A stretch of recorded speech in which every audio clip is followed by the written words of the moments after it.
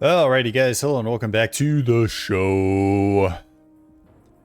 Today we have a cast coming your way going down on Neuroxis map generator, and honestly I could almost just record that intro and use it instead of actually doing an intro myself, because it seems like all the good games are going down on Neuroxis map gen. 20 by 20 map. It is a, how many players is this? What is this? 6v6? 7v7. Team 1 up at the top, Team 2 down at the bottom, as is tradition. We have been a long time since I've vetted this cast. So the way that I do this is sometimes whenever I have a good cast, I put it on a notepad. Notepad in Windows. So I have not watched this game in a long time, and yeah, so that means that I'm going to be just as surprised as you guys on what's going on. But I remember that this game is pretty good. So let's introduce our players. We have Kareem going as the Seraphim, opening first land in the northern position for team number 2.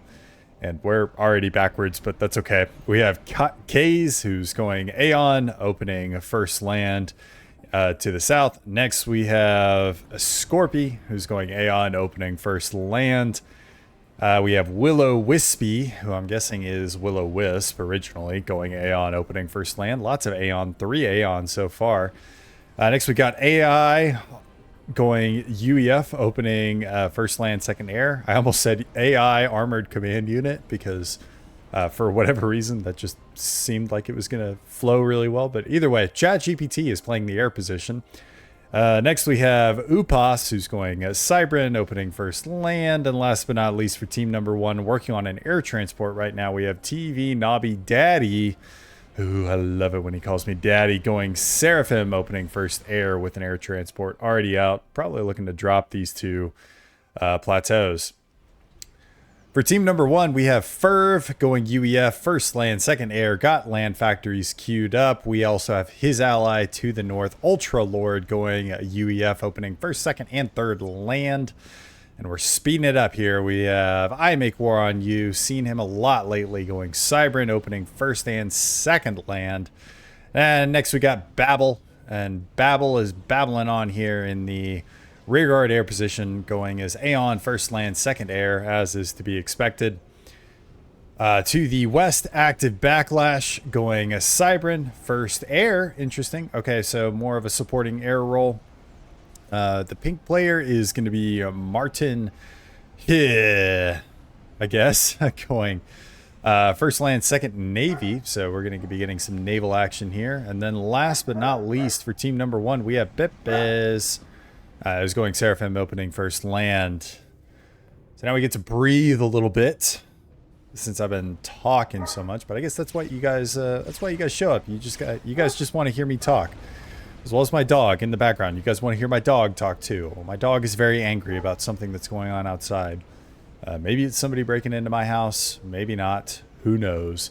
But going forward, grabbing some forward mexes. And then we've got Kaza, who is got himself a little run by here. A little raid with a flare as well as a Spirit Land Scout. So a little lab and scout action here. Could probably kill this Mex if you wanted to, but more interested in going after this engineer.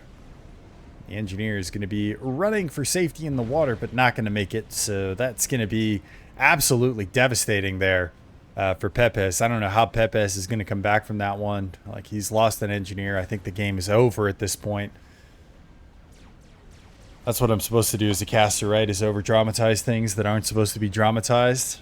Pepes is basically dead. He should control K his commander right now. But real talk, Pepes does have a couple of floating artillery raiding the opposing naval production there for Kareem.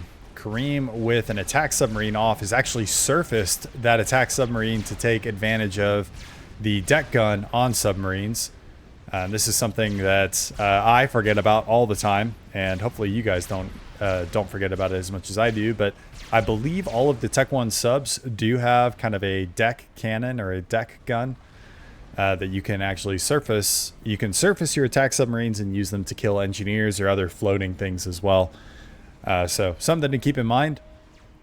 If you've got like a ton of subs and then all of a sudden get hit by a bunch of Auroras, and you need to surface your subs to be able to kill said Auroras.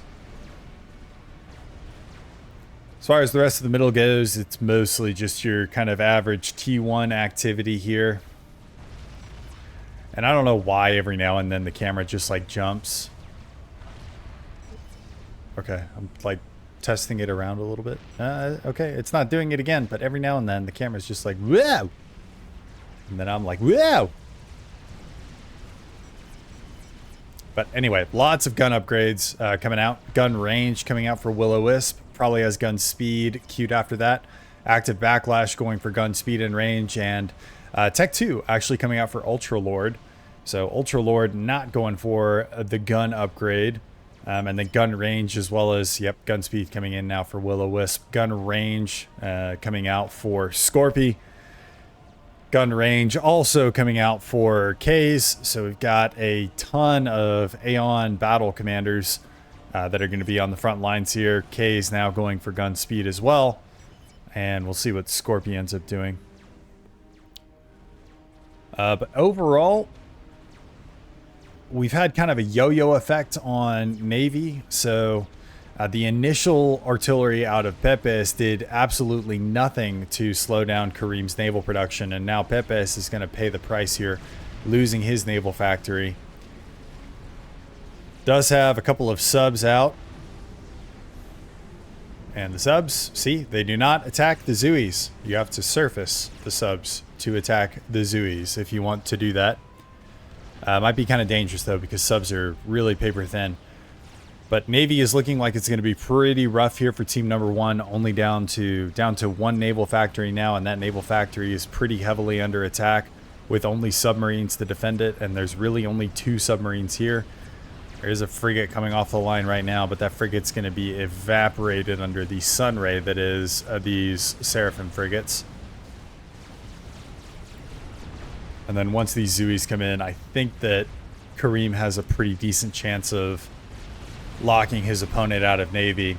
Yeah, he's not even focusing on, he doesn't even care about the subs and frigates that are already out. Just very focused on locking his opponent out of Navy, which I don't blame him. A couple medium tanks here lending moral support, but that factory is going to go down, which means that Navy going to be pretty rough for the northern team during this game. Also got the gun upgrades now done. Active backlash exchanging blows with Will-O-Wisp. But active backlash needs to be really careful here. There's another commander as well as a ton of Tech 1 units. Now Babel coming in to support. Babel's a little bit damaged. I Make War on You trying to get a gun upgrade right now as well. Sending in some T1 units to maybe scare off Will-O-Wisp. And active backlash going back in. Don't do that, dude. That was your ticket out. That was your get out of jail free card. We'll just throw that away.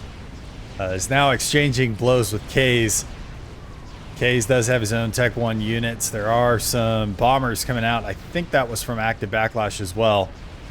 And Babel with a suicide wish right now. No gun, no T2, nothing. Just raw dogging it in the front. Ultra Lord able to get a triad down. And then Tech 2 point defense being able to cover this side. Not going to be able to cover the northern side though. K's is going to take down some forward manufacturing here. Does even have some bomber support. That's going to be coming out from Scorpy. Yeah, so lots of Aeon in this game. Probably going to be lots of GCs. We haven't talked about the average rating in this game, but it's decently high. There's 2 players, I Make War on You and Will-O-Wisp, both over 2,000. Multiple players over 1,500, and then a couple of people in between 1,000 and 1,500 smattered in there. So you're going to end up seeing a lot of experimentals, which I am really excited about. I get off on experimental activity. You know, a Monkey Lord, baby. Just, whoa. Was that too much? I think that might have been too much. Maybe that was too much. Tech 2 HQ. Now out for Martin. And gonna get taken down from both the Tech 1 floaty as well as the frigates that are in the pond. I don't see that. I don't see this naval HQ being able to do anything productive here, which is quite unfortunate. And you can see down in the lower left-hand side of the screen that the destroyer is actually deconstructing right now, even though it's technically in dry dock. Or I guess wet dock, whatever you would call it.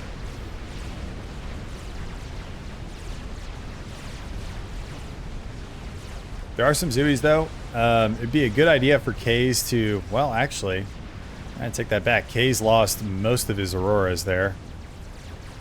I'm going to say it'd be a pretty good idea for K's to take his Auroras off and use them for taking out these Zooies. Just kind of dodge the attacks.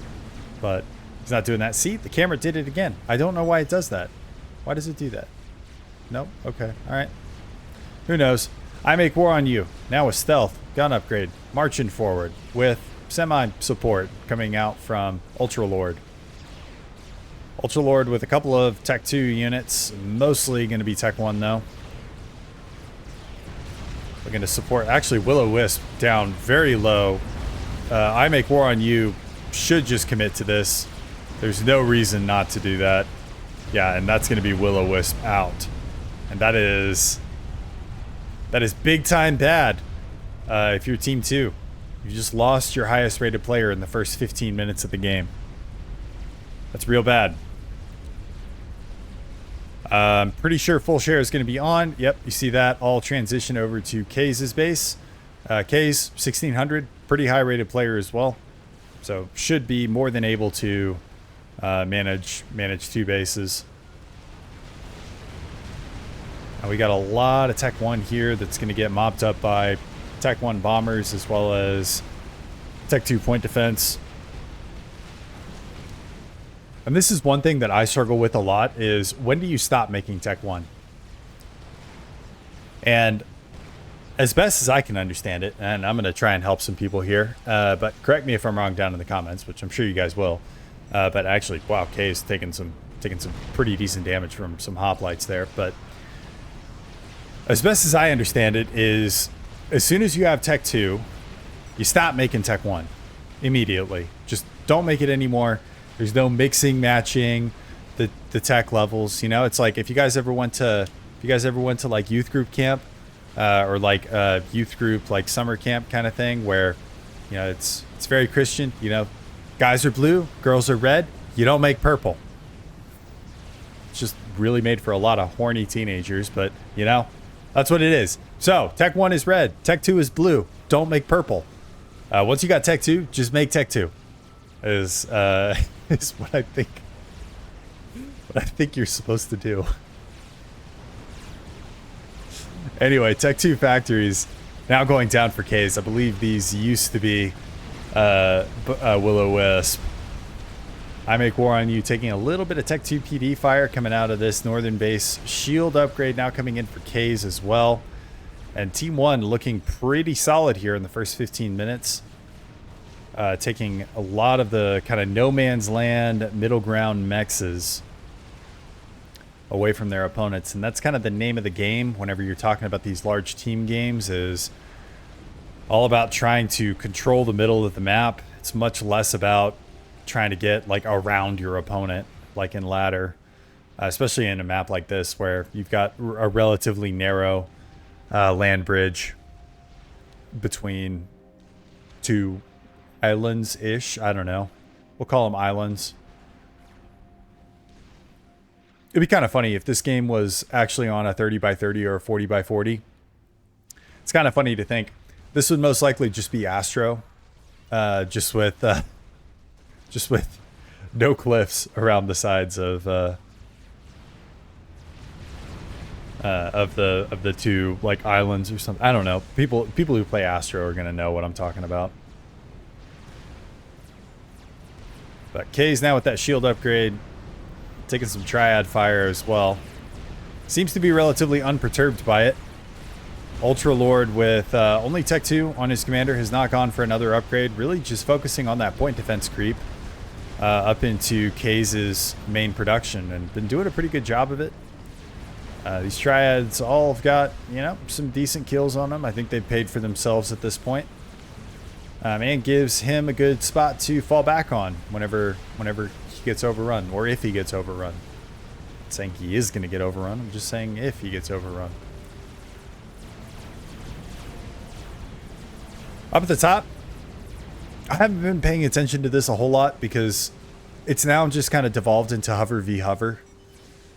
Slash Martin trying to get a naval base up. Meanwhile, his opponent is now at Tech 2 and making... these are cruisers, right? That's the cruiser icon? Can't remember. Yep, cruisers. You'd think I know the difference between a Seraphim cruiser and a Seraphim destroyer after having spent literally 3 hours spawning 5 Seraphim destroyers to go run and kill each other. Let's call out to my last science video if you guys haven't watched it.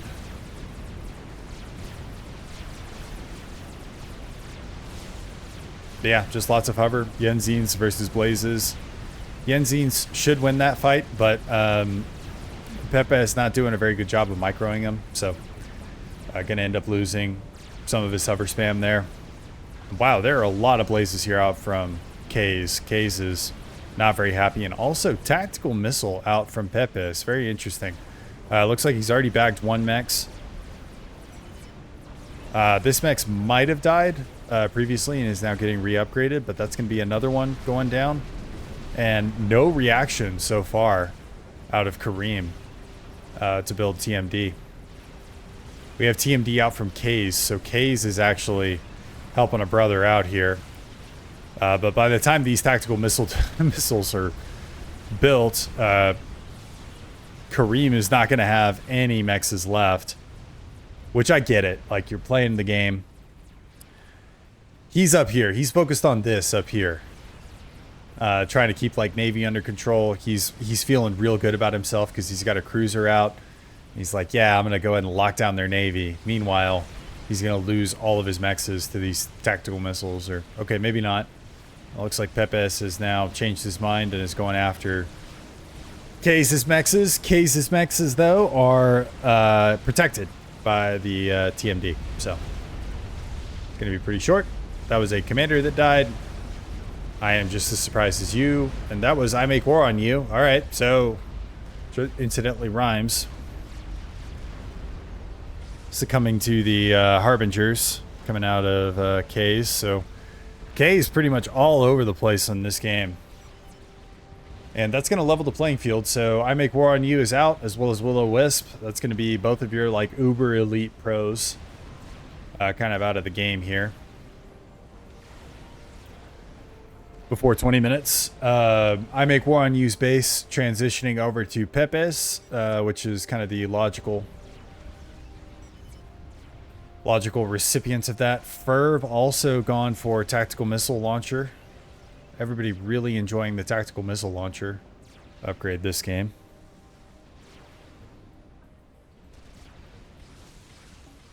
And yeah, things have kind of quieted down.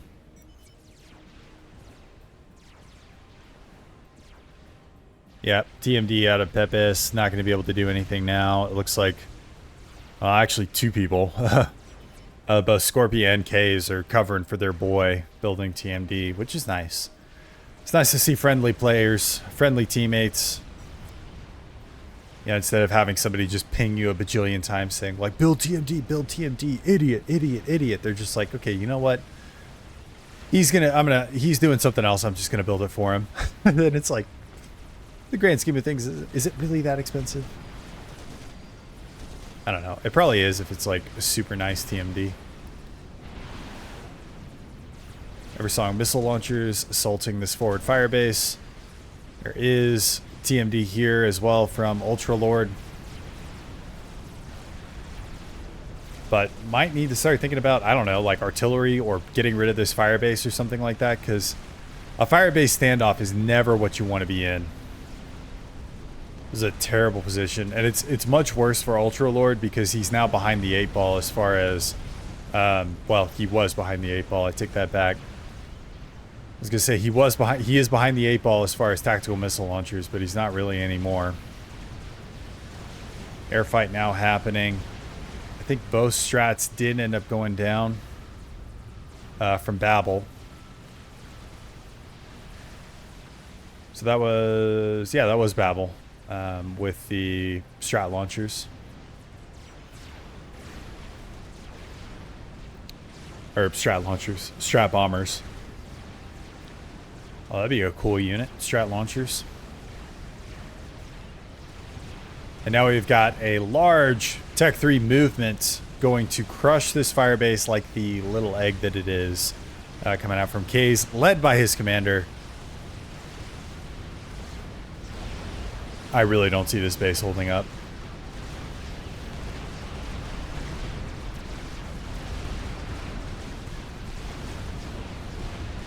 Unless he gets scared. If he commits all the Harbingers, he wins this. But if he pussyfoots around it, then... Okay. He's committing. Very good. Very good. All right. And that is why you should never get into like a firebase war kind of thing, is you're always going to lose. Even if you win, you really lost. Kays doesn't know this yet, but he's actually lost that battle. Because he decided to get into a firebase battle.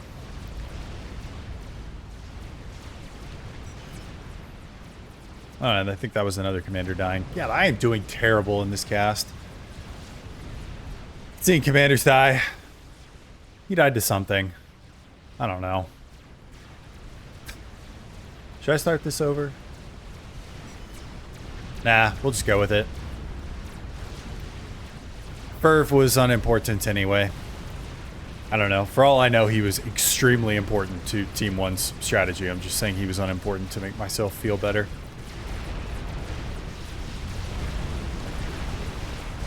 I'm more concerned with these Harbs, though, and the absolute havoc they are wrecking over the fire bases. Kays is very forward with his commander, which is pretty ballsy, because Babel has already shown that he's going to make strats. Does he have any strats? No. At least as far as I can tell. But he's going to back up. The Cerberus, we're tickling him a little bit too much. Decided he's pretty ticklish and wants to go back. As far as the Navy goes, we have Tempest trying once again to get into the water and once again failing. We have another couple of wreckages here, so these guys have tried to get into the water so many times on Team 1. And now really kind of the momentum has shifted. About 7 minutes ago or so, I think Team 1 had a little bit more of the upper hand, because at least they were winning land. But now they're kind of losing everywhere. That's a pretty bad spot. In case you're new to this game, losing everywhere is pretty bad. It's not good. It is, in fact, pretty bad. I've run the numbers because I am the FAF scientist. I've run the numbers. They add up. Losing everywhere is, in fact, not good. It is, in fact, a bad thing. And Clinkhammer's going to go down as well. That's not going to be great. They're trying to get some artillery, I guess, to cover maybe them getting back into the water. Things are just not going very well for Team 1 right now. Now, earlier I talked about how important it is controlling the middle and all of these lovely, delicious mexes down here. And yeah, Team 1 no longer controls the middle. They do have a solitary brick out here, as well as a mongoose and a shield generator. To be fair, this brick is going to bag himself like 30 kills real quick because these are all engineers. And the Harbingers are thinking there's no way one brick is that stupid to like walk forward. And so they're like, nah, we're out of here. It's kind of funny. I don't know if this is actually accurate. I was just looking at this. The KD ratio for Team 2 versus Team 1. So I had this highlighted up here. The kill-death ratio, the reason why I don't think it makes 100%, well, actually people have died, so maybe it does make sense. But the kill-death ratio for Team 2 right now is 1.1. The kill-death ratio for Team 1 is 0.4. That means that Team 1 is losing 2 units for every one that they kill, essentially. And granted, it really only takes like one big air fight to kind of bring that back in, which, I mean, this is going to help a little bit as AI gets pretty far out of position there over not only SAMs, but superior ASF numbers.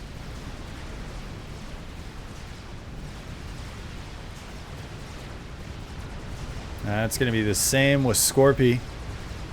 Okay, so Team 2 really obsessed with fighting air over enemy SAMs, which is not good. Yeah, surface-to-air missiles, they are a thing. They do shoot down planes. They're pretty good at it, too.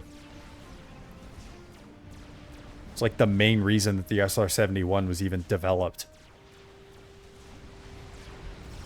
Because I think it could either outrun, or it was so high that, like, SAMs couldn't even track it. Okay, so we said this brick was going to get 30 kills earlier. He's up to 53. And the harps back here are like, okay, now they're going in. They're like, okay, this is actually just like one brick that is massacring all of our civilians. 60 kills, going to take a TMD to the face, and then going to get sucked off by all these harbs. Maybe, or these harbs are just going to be like, no, it's cool, man. Just kill us too.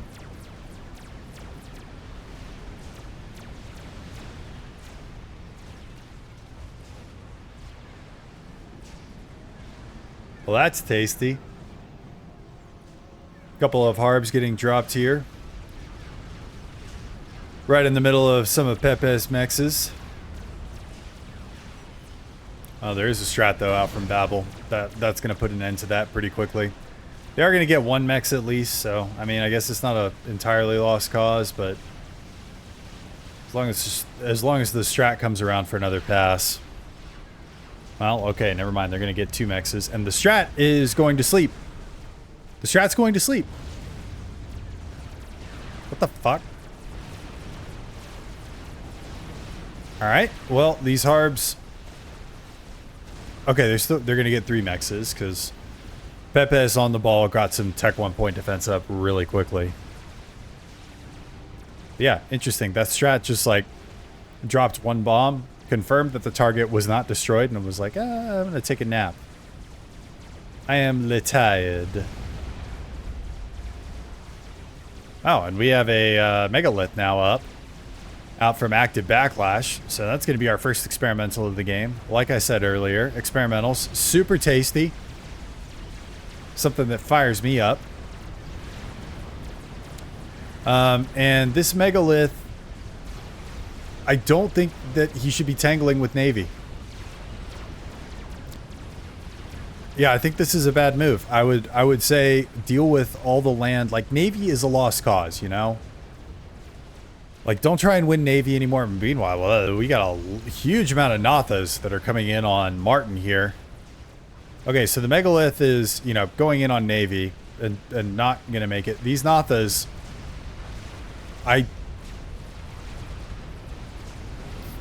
okay, there's a shield there. Alright, so that should... Tech 1. If that power generator goes up, that could be really bad. Okay. Martin goes down.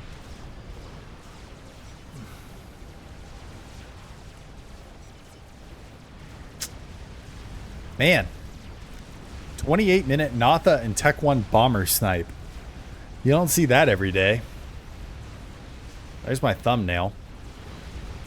Now we have a GC coming in. And, yeah, this was a bad move, using this megalith to, like, try and clear out Navy. I kind of understand what you're trying to do. But, like, this megalith, if you had marched it down with, like, a bunch of bricks, you probably could have stopped to this GC in its tracks. As it is right now, you didn't clear out Navy, so your megalith is taking a bunch of damage from destroyers, and you're losing, like, a ton of Tech 1 point defense. I mean, luckily you got Tech 3 point defense down here, which... Did you guys know Tech 3 point defense take energy? I didn't know they took energy. But anyway, that GC should go down. Yep, there it goes. Okay, GC should go down, so, I mean, it's not the end of the world, but... I mean, just use the megalith offensively. Like, you've lost Navy. Just send that megalith with all of this land... Well, actually, you have, like, no bricks anymore. So, I don't know. I don't know. This is getting tougher. Because now you're having to invest a lot of eco as well into dealing with all of these tactical missiles coming out of the cruisers. Luckily, there are Seraphim cruisers, so the tactical missiles are significantly easier to deal with. If you guys don't know, Seraphim cruiser tactical missiles only take one shot from a TMD to bring them down, whereas Governors, the tactical missiles coming out of them, takes 2 shots from a TMD to bring those down. So if you're wondering why I'm saying that Seraphim are easier to deal with, that's why. Another GC, though, coming in. Point defense has been newly built. We have a newly minted crab as well coming out from Tempest. This time they're going after the Ravager point defense, of which there is quite a substantial amount here. We got 5 Tech 3 point defense here. At GC, you can see that HP just wilting away.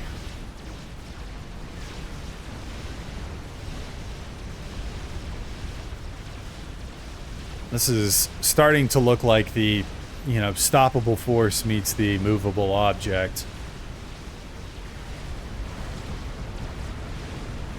Where neither side really has enough gas in the tank to break the other, at least through the middle. We do have another huge swarm of Nathas coming out from TV Nabi once again. Looking for some comms. I don't know if they're going to be able to find it.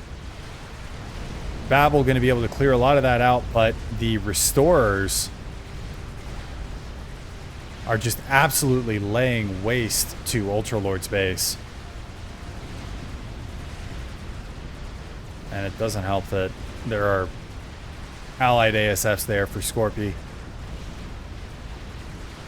And these Restorers, man. I mean, I think every time I see them in a cast, they're just like unstoppable. The video I did on them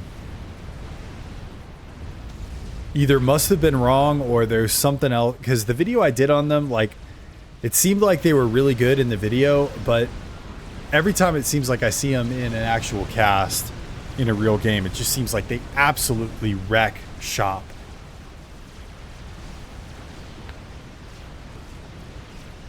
Which is insane. And then Megalith versus Megalith. We have a crab out from Upas. I might not even have introduced in the game, now that I'm thinking about it. I'm really sorry, Upas, if I forgot to introduce you.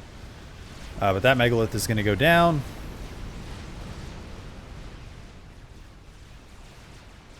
And yeah, the game just gets harder for Team 1. Look at how far behind on mass they are. So mass total, actually really close. So within 10,000 of each other. As far as mass total between the two teams. So Team 2 is at 1.61 million. Team 1 is at 1.6 million. So that's not really the issue here. It's not mass. I think it's... I mean, air control is a huge part of it. We've got ambassadors now going out from AI up in the north. These restorers are bumping around now for Scorpy. We have two very committed air players. Whereas,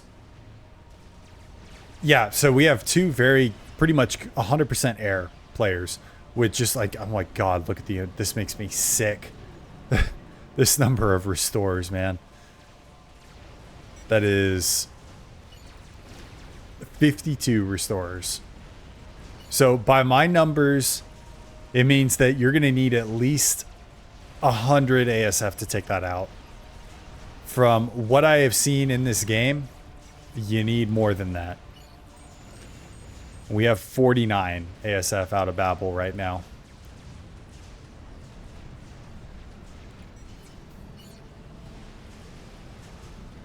And, okay, so active backlash going for an artillery. Babel continuing to build up his air grid, which might be kind of the only thing he can really do. Because he's kind of the only air player this game. Active backlash has a little bit. He's got 30.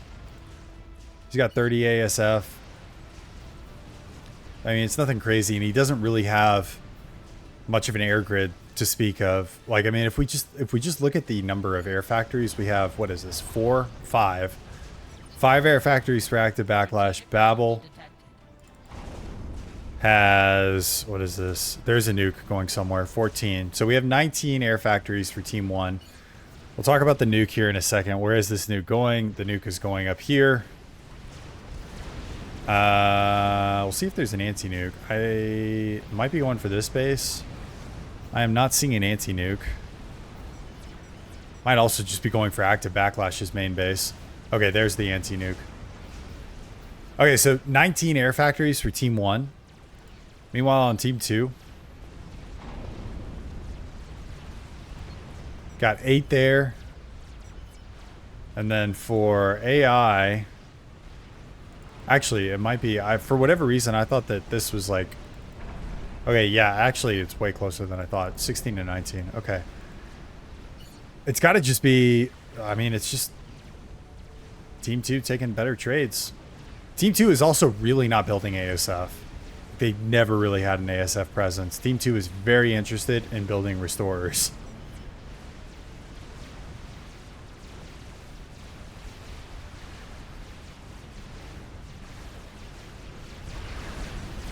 Two GCs now out for Ks once again.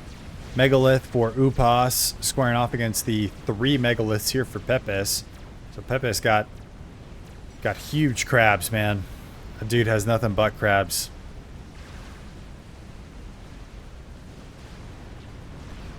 Restore's going to put a stop to that little hover spam up in the pond.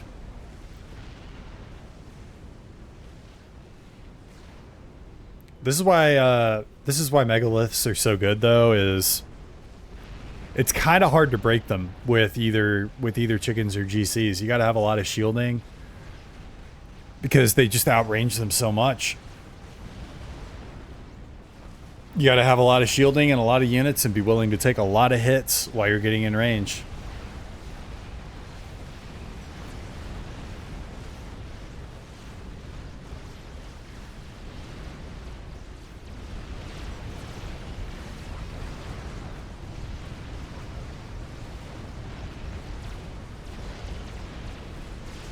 The lack of air control gonna once again bite Pepes.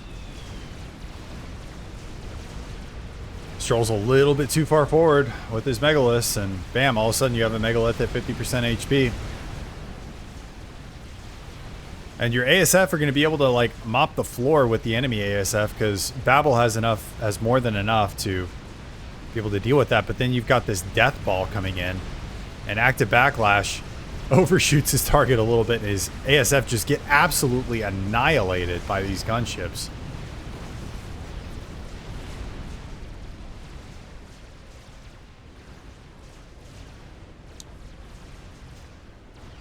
Mass, things are starting to break a little bit. Team 2 now up by about 100,000.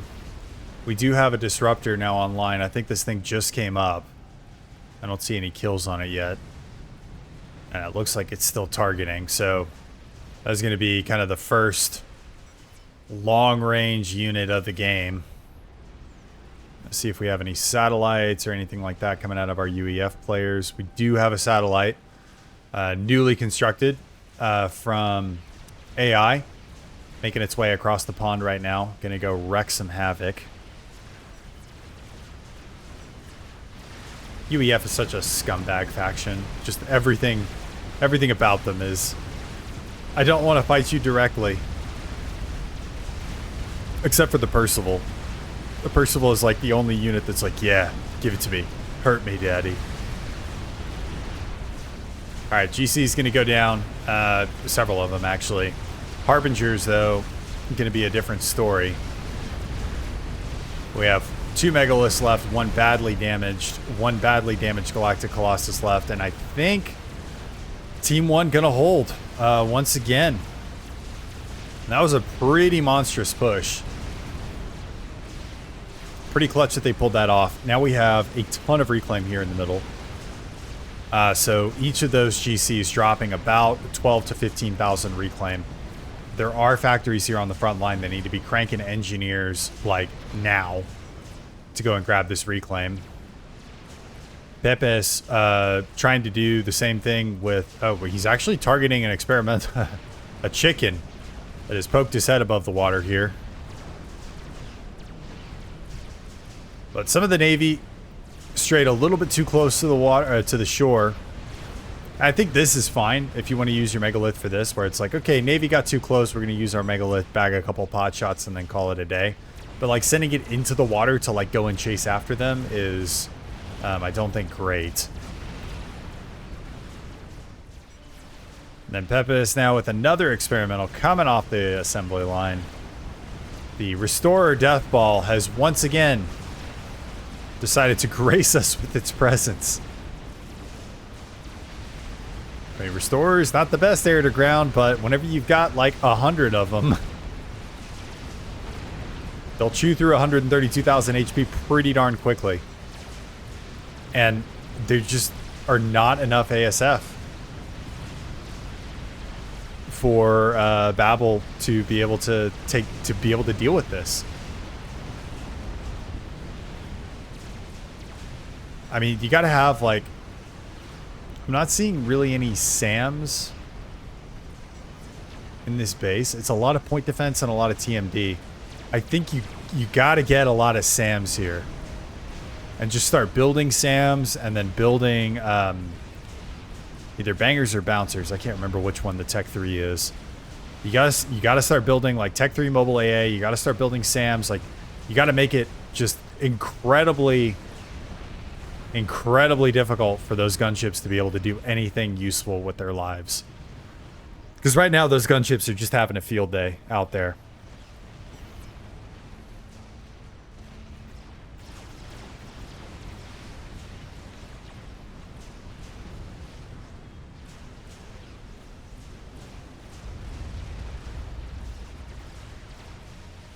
And the eco gap is widening. So, Team 2 now up by about 150,000 mass. The artillery has not really had a huge effect. To be fair, neither really has the satellite. The second artillery unit, about 3/4 of the way done. Babel planning just continuous air expansion. Which, I mean, I get it. Like, there's... I don't know. This is a rough position. It's a rough position to be in. I think that you just got to build... And he's got a couple of SAMs around here, but you need, like, you know, 5 or 6 times this number. Are these SAMs? No, those are PD. Or no, these are flak. Okay, flak. That works, too. Flak is good, too. But yeah, just something to get those gunships to think twice about doing anything ever in their lives. Because between the flak and the SAMs and the ASF and anything mobile that you might have, you got a good shot, I think. Several miasmas here as well. And we have, whoa, lots of Gunthers as well. Coming out of active backlash. So active backlash has now become the artillery god, apparently. T2 on the front, T3 in the back. Business up front, party in the back, if you know what I'm saying. That is a lot of Tech 2 artillery. They need to zero this base, though, immediately. Try to get rid of this shield generator, and then these miasmas that are behind it.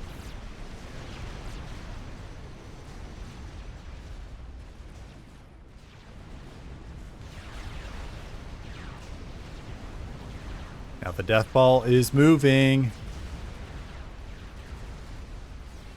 My dog is pissed off again.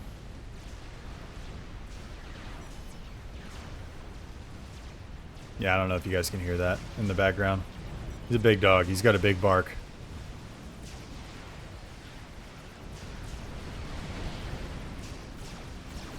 Yeah, I mean the destroyers, the restorers, opposite of destroyer, actually. Just, I guess, giving a couple love taps and then headed back. So these Gunthers need to be shift queued to take out these miasmas. Because right now what I think is happening is active backlash is telling them to just attack the shield generator, which is great, and usually that's going to work. But in this instance, there's multiple shield generators, and these miasmas are still out there cranking out shells, and now starting to kill off your Gunthers. And miasma, easily the best Tech 2 artillery, unless something massive has changed recently. Either that or get these megaliths in range to just destroy this base, because this is going to be a problem for you. Also got a Monkey Lord out of Tempest as well.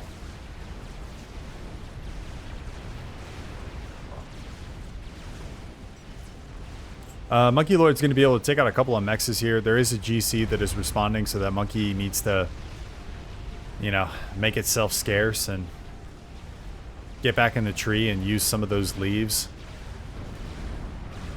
Instead of make like a tree and leave, it's get back into the tree and use some of those leaves. Get it? Aha. I'm incredibly funny. Just wanted to be silent to let that joke sink in a little bit.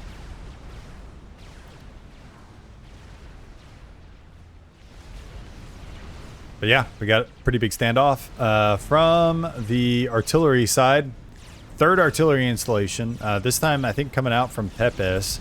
This might have been gifted over to him. Active backlash might not have had the mass to be able to do it, to be able to deal with it.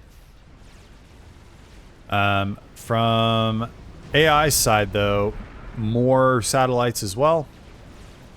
Satellites significantly worse, though, at breaking through shielding.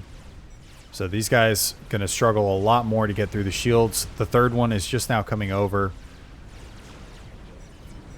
And you can see, yeah, Ultra Lords, Saku presets. Getting some more shielding up around some mexes or the SMD as well. And I think those are just support commanders going pop. Yeah, Monkey Lord bagging himself some support commanders up here. Everybody's sending energy to Kareem. What is Kareem building that needs so much energy? He might just be power locked right now. Tempest now coming out from Scorpy. That is going to be a problem for Team 1. It seems like they've kind of stabilized now. You know, they've also got a Fat Boy out from Ultra Lord, so that's going to mean that, you know, this... Like, as far as just basic land pushes with, like, experimentals and stuff like that, this is, I mean, this is pretty much impregnable. So now Team 1 needs to figure out how to make this impregnable base turn into something productive before, ideally, this Tempest comes online and then just absolutely annihilates everything here.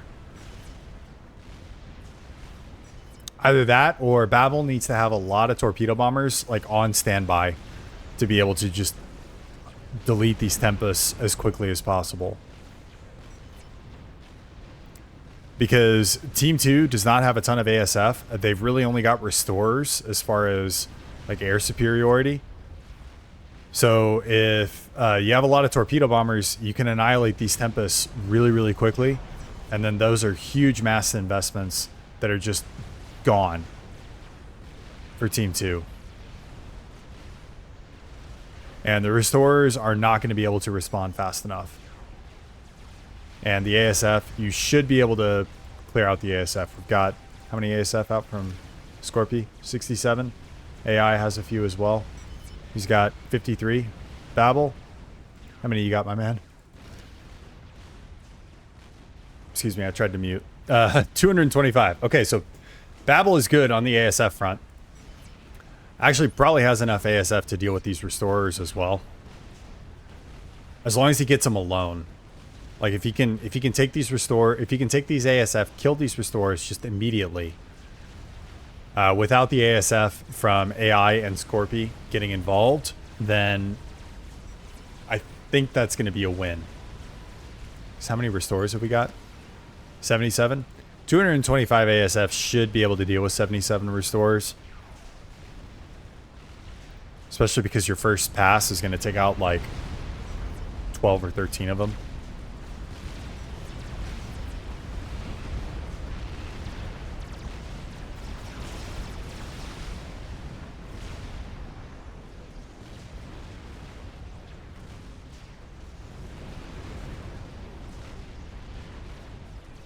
Yeah, let's see some of those torpedo bombers.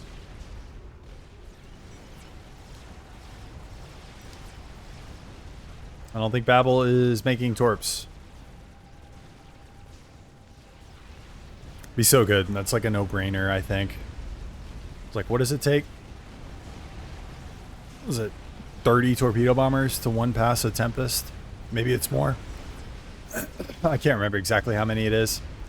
But either way, with this air grid, like you could shit out 30 torpedo bombers like 2 minutes, maybe less.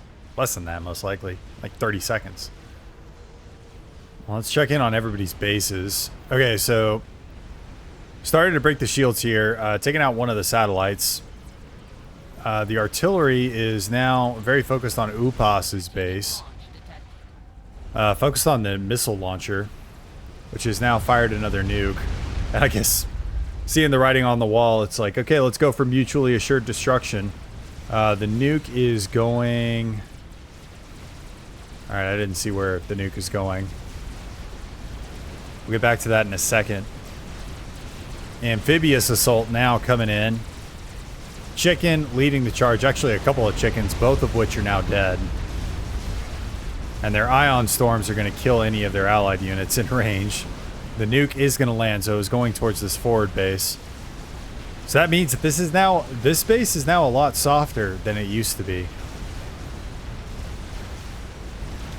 But the crabs, the crabs should be able to deal with the siege tanks.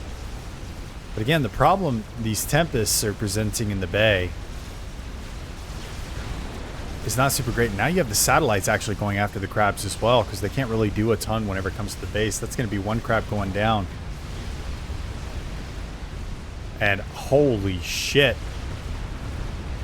Oh my god. That is 1, 2, 3, 4, 5, 6, 7, 8 GCs, 1 megalith, 50 or so harbingers, and a partridge in a fucking pear tree now that fire base has been broken.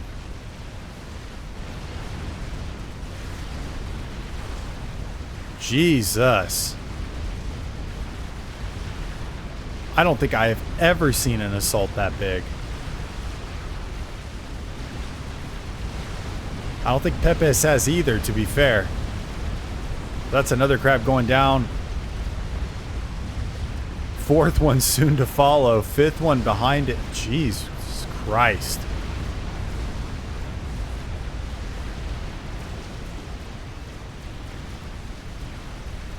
I mean, this is just the wall of death right here. Like, nothing survives. And they're just going to march all the way through. I don't think there's anything. And we're going for Tech 1 bombers against the Tempest, which, I mean, I don't think is great. I don't think anything survives this. I mean, we'll see. This has got to be game, though. These guys are just going to do... These guys are just going to do General Sherman's March to the Sea, man. If you guys don't know, that's a reference to the United States Civil War. At least I believe it was General Sherman. He essentially marched from, what is it, Mississippi, all the way to the Atlantic Ocean. And in his wake left like just basically a 20-mile wide swath of devastation. Just farms looted, pillaged, food stolen, industry destroyed, just kind of the entire way. And I mean, this is just that level. I mean, there's like more Tech 1 bombers than I think I've ever seen in my life in the sky right now, though. But even if you stop this push, like, how do you recover, you know, economically? You're also losing all of your ASF on the ground, which is not great. You have 4 GCs that are ignoring Pepe's ACU. You have all of your... Jesus Christ. Yeah, I mean, this is game. There's no way. There's no way. Active backlash. Gonna get destroyed there. They missed Pepe's comm.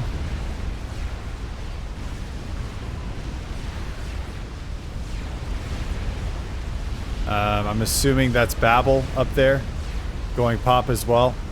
Babel built his own GC.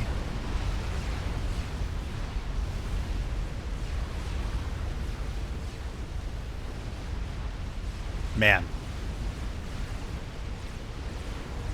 Just look at it. This whole area was like lively and bustling with life.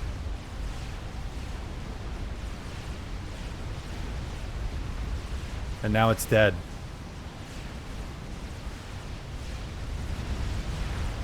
I'm gonna make you guys feel sad. It's all dead now. Okay. Kareem somehow died. I think he tried to teleport. I don't know. Tempest is gonna die. Control K. Either that or strats coming in from AI. One of the two. To be honest, at this point, it could be either. Okay, desync. But the game's over. We'll see if the game actually resolves itself like it should.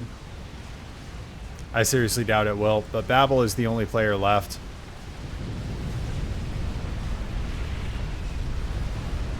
Alright, and Babel is dead. Okay. Thank you guys so much for watching. If you liked what you saw, you know what the deal is. Like the video, subscribe to the channel. And yeah, you get more content from me on a incredibly sporadic schedule. But yeah, thank you guys so much for watching. I will see y'all in the next one. Peace.